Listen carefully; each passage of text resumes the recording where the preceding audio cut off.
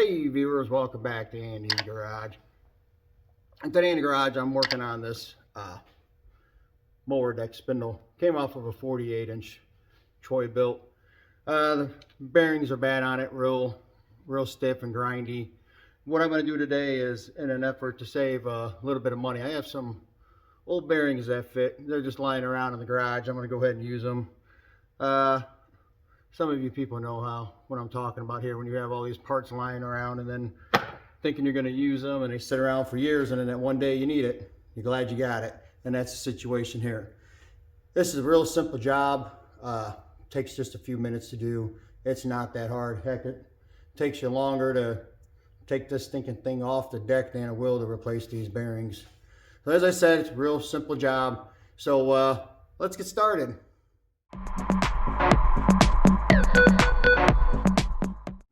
Okay, on some of these, if this spindle shaft is stuck in there because it gets a little stiff, just put your nut back on there and then just give it a good whack or two with the hammer and it'll pop her right out.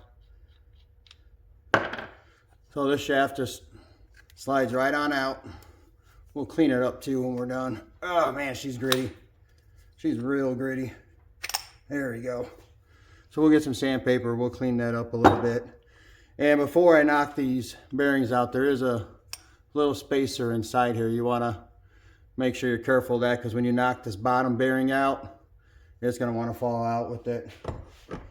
So let's get it in a vise, or whatever you have, available at your house to hold your bearing in place. All right, get a bolt. These bearing removers and stuff work great, but for this one here, for this bottom one, it's not gonna work out very well because you obviously can't get in the hole. Anyway, you want to just find yourself a nice long bolt, and what you want to do is when you're doing it, you want to hit it. Here, let me turn this around here. You don't want to hit it here in the center of the bearing, because you don't want to take a chance of the thing being knocked out, then it falls apart, then you're trying to get this outer piece out, and yeah. So just try to hit it here as much as you can, right around where this seal is at there. That way, it just makes life a lot easier for you. Just put your bolt in there, and we'll whack it with a hammer. Let me move this camera up so you can see a little better. Yeah, there you go. All right, just take it and give it some. It may only take a few whacks. It may take a bunch of whacks. Every spindle is different. And just kind of move the bolt around in the different places.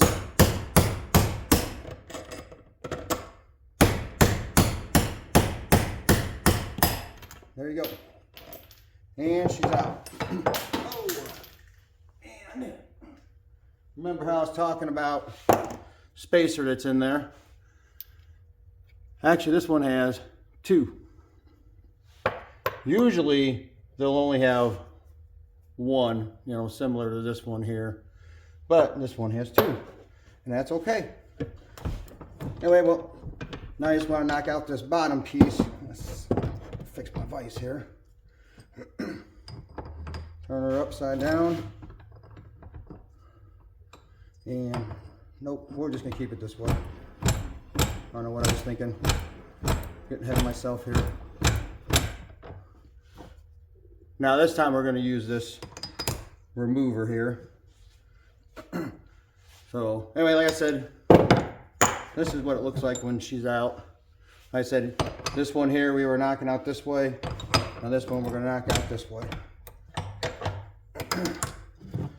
And then what's nice about this is it hits the bearing a little more evenly on the surface, so it usually comes out faster.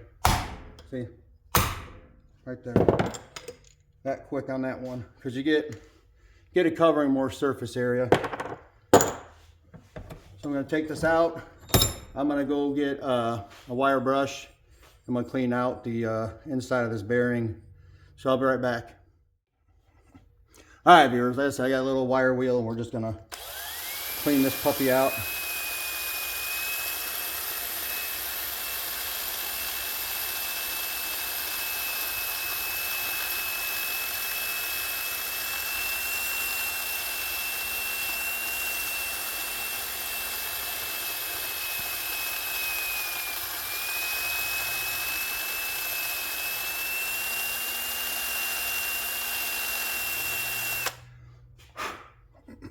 Now you want to be careful because this is a cast aluminum, so you don't want to go too crazy when you clean this out, because you don't want to take any of that material off. You just want to get this rust cleaned out the best you can.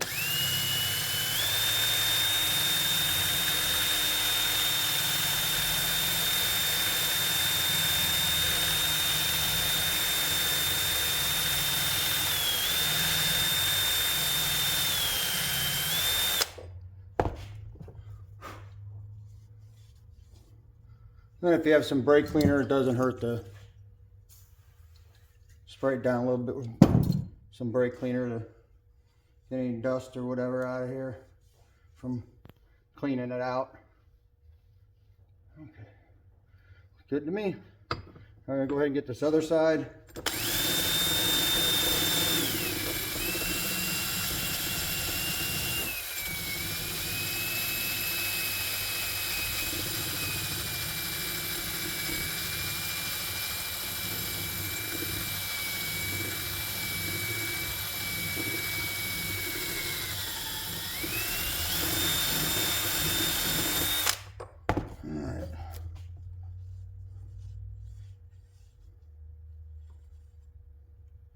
I say clean out with a little bit of brake cleaner there.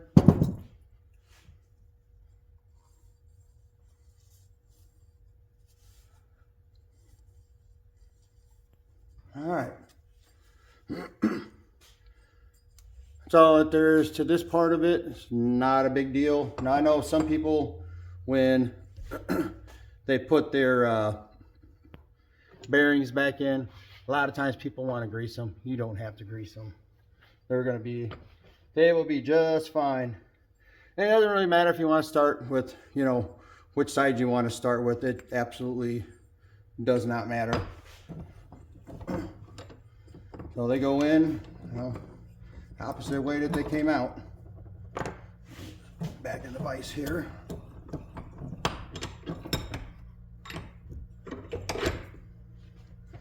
All right, and this is where it's nice to have one of these installers, because it does, I mean, it's a lot less tension on a critical area of the bearing. So let me, hey viewers, all right, I had to get another adapter for my installer. I had to get just one that's slightly bigger, because the one that actually fits on here wouldn't fit down inside the spindle earlier because it was too big. Now that I'm putting them in, now I can use a little bit bigger one. On these, you could use, oh my goodness, if you have a ball joint press kit, you know, you could use one of your receiver cups for that. If you have a socket, you know, that fits the outside of the bearing, you know, that's good too. You know, you can use one of these seal installers. Block of wood on some of these, only if they don't have to recess too far. But anyway, you just put your installer on here and you just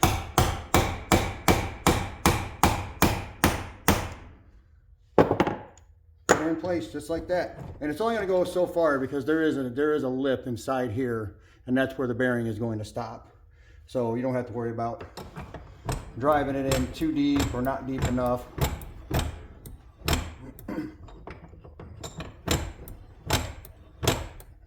And you'll know when it's into, when it's seated, because you'll hear a change in pitch on these. So there's no need to worry about going, oh man, is it deep enough? You'll know. You will know.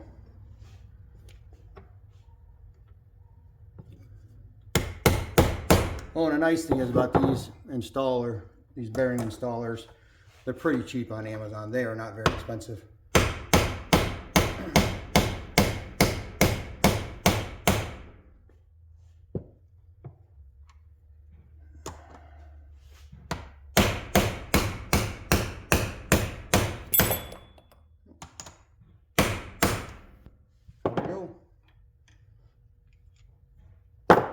All right, I'm gonna go get some sandpaper and we're gonna clean this shaft off, and we'll just slide her back in there and pretty much be done.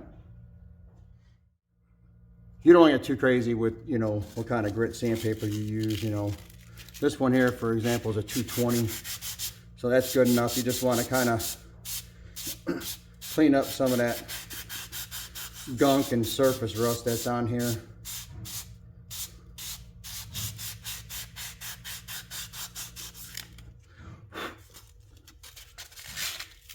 Yeah, just work here.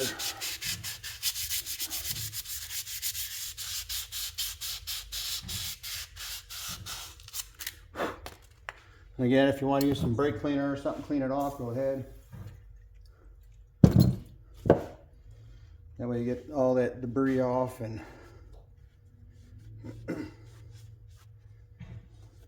now when you go to put it in, make sure you line up these spacers that are in here, because you don't want to try to force. If it doesn't fit in there, something's not right. This should just pretty much slide right on in. May be a little bit of a tight fit on the inner part of the bearing, but it shouldn't be anything where you got to get too crazy. It should just slide in fairly easy, because you don't want to start hammering away at it and not know for sure where your threads are at, because you don't want to damage your threads. But this one should just fit, see, just like that. That's simple. And now until you're ready to put it back on your mower, if you just want to put the pulley back on, put the pulley back on. If not, you know, you can just thread your nut back on there, because if you don't, that shaft's going to want to fall out. But yeah, so bam, sounds so much better. Way better than it was before. But anyway, it is just that simple for these things. Now, there is another style I will bring to your attention. I need to fix my vise. And let me show you this real quick. So this is a spindle for a, oh man, I need to fix my vise. For a hustler mower. You need to go get a pick. I'll be right back. Hey viewers, all right, on some of these, here, let me show you, get out of vise here. You're gonna have a clip in here, and it's gonna have a little bit of a gap right here, and you're going to want to get like a little pocket screwdriver, or even a pick like this one here, and then just get up underneath it to get it started. Then hold it in place with your finger or another screwdriver or other kind of tool. Once you pull it out, and then you just kind of want to pry up on it the rest of the way as you go around.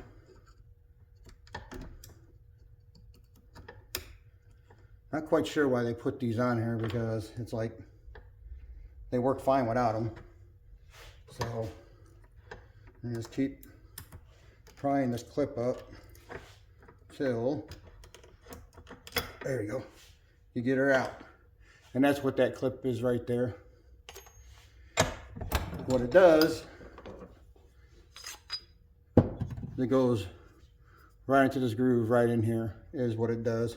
So when you're putting it back together, when you slide it back on there, oh, some of these go on easy, some go on hard. Let's see, can I, yeah, here, let's put it right here.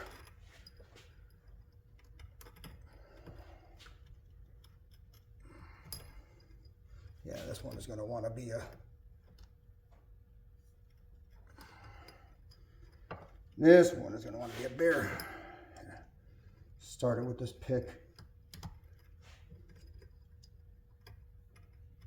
There we go. Oh, nope. And don't lose your clip. There we go. That's it, and they just slide right on in to that groove right there, just like that. And that's what it'll look like once you put it back into the spindle. So, like I said, this job is a fairly easy job, and it's more common than you think. It is definitely cheaper to replace the bearings than it is the spindle, because most of the time, you know, you might spend, you know, $50 or more on a spindle, depending on the mower. You know, I just did one on a Hustler, and that I had to do a whole new spindle though, because that spindle was just destroyed. It was like $200, but the bearings, you know, On these things, they're only a few bucks. The bearings for that Troy built, those are only about 10 bucks for the set. They're not very expensive. It's better than spending $40 or $50 for a whole new spindle. So anyway, like I said, it was a simple job. Anybody can do it. Man, believe me, if I can do it, I know that you can do it. I hope this video was helpful for someone. And if it was, like, subscribe. And as always, thanks for watching.